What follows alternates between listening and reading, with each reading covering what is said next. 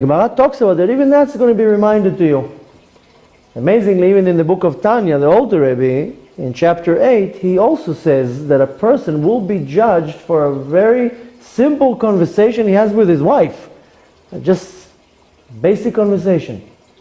So we see that the Torah is being pretty harsh, that every word that comes out of my mouth is going to be observed and be like, why did you say that? Even though there's no prohibition here. I didn't lie right now.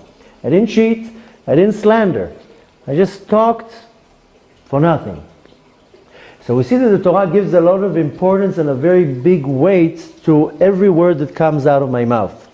The Gemara says that words are like an arrow.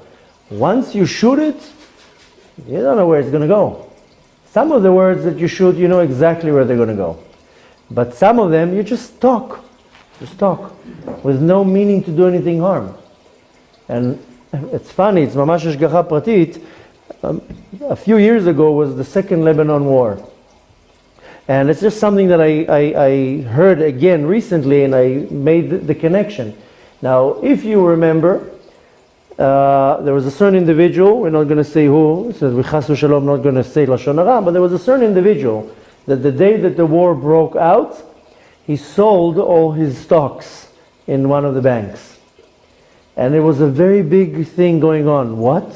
Now this was one of the military personnel, but a very high rank in the army, that the day the war broke out, or I think the day before the war broke out, something like that, he sold all his stocks.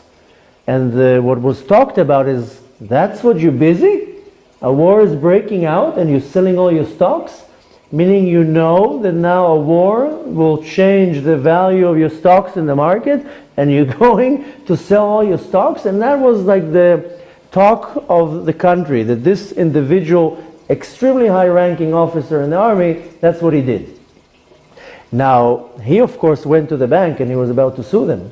How dare you tell them, come out with my personal records to the public?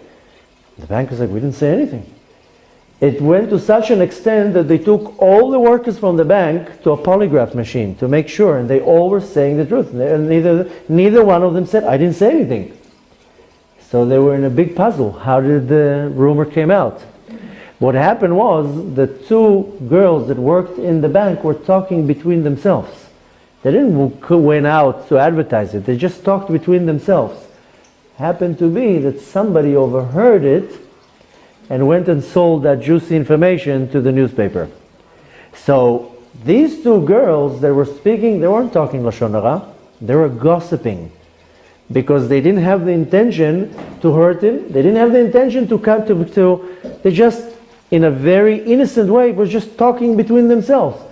Did you see that building over there that he sold it?